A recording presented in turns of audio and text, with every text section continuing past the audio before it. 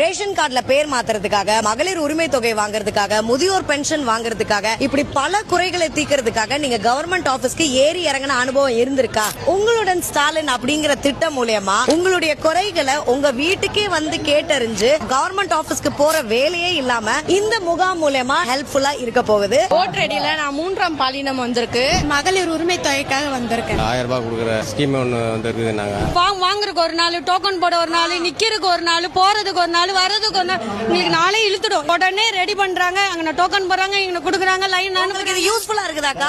ரொம்ப யூஸ்ஃபுல்லா இருக்குது. சேர்மேன் துரைராஜ் அவர்கள் இருக்கிறாங்க. சமூக நலத்துறை, ஆதி திராவிட நலத்துறை, வருவாய்த்துறை, 13 துறைகள்ல இன்னைக்கு 45 சேவைகள். எல்லா துறை சார்ந்த அதிகாரிகளும் இங்க இருப்பாங்க. உடனடியான தீர்வு திட்டங்களை ஒரே நாள்ல முடிச்சு தர்றதுதான் மாண்புமிகு முதலமைச்சருடைய நோக்கம். முதலமைச்சர் ஸ்டாலின் தொடங்கி வச்ச இந்த திட்டத்தை நீங்களும் பயன்படுத்தி தேவைப்படுறவங்களுக்கும் ஷேர் பண்ணுங்க.